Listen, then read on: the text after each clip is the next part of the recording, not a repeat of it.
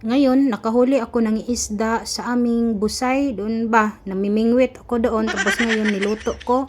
Lulutuin ko ito ng inununan ba? Sa Tagalog, paksew. Oh, yan na. Nag-count na ako ng isda dyan. Kasi lalagay ko na yan. Tapos, nilagyan ko na ng spring onion. Yung, kuan ba, dahon ng onion. Spring. Di ba swimming pool yun?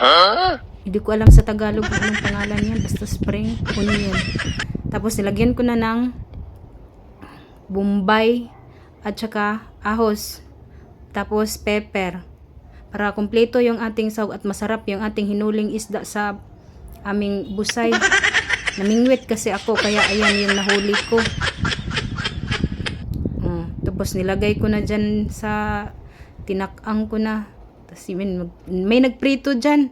Hindi ko kilala yan. Nakiprito lang yan sa amin ba. Kasi nahurot daw yung gasol nila. Kaya nakiprito lang yan siya dyan. Tapos tinakpan ko na yung isda. Yung kaldero na niluto ko. Tapos mga ilang araw, nabukal na naman siya. Kaya tinikman ko kung ano ba, maalat ba o matabang. Sus, unang rugid, putok pa rin, pitok pa. Tapos nilagyan ko ng asin kasi parang tamabang man ba, hindi man sakto sa timpla. Tapos kinitkit ko yung yung leso ng paminta para ilagay ko rin doon sa aking lulutuin para mawala yung langsa ng aking pinuling isda.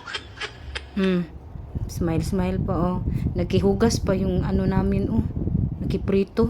Tapos yan, tinakpan ko na. Tapos, ano na naman ginawa? Ay, may nilagay pala ako dyan na palya. Kasi, para pawala yan ng diabetes. Ba kung may diabetes ka, lagi ka kumaon ng palya.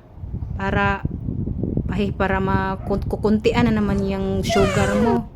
Makukunan ng sugar ba?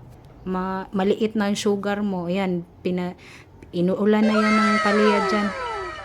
Nilagay ko na. Nagbukal-bukal na yung niluto ko kasi pag nabukal na nilagay ko na yung palya para malalata na yung palya dyan. Tapos tinakpan ko naman ulit.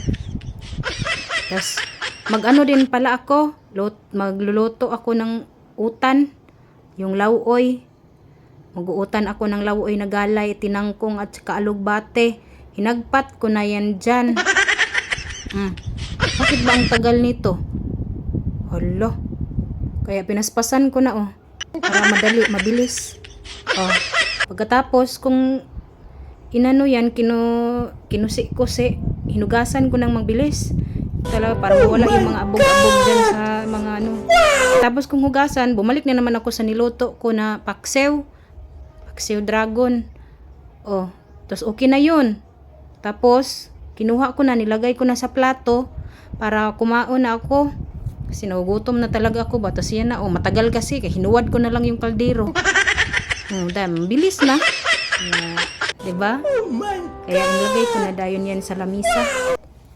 Napapasok pa kasi sobrang sirok. Nagbidyo-bidyo pa talaga. Ayan, nagabaan na. Yan na. Tapos, ayan na. Diba ang sarap? Sarap yan. Pwede yan sa mga diabetes dyan. Tapos, niluto ko na continue yung utan.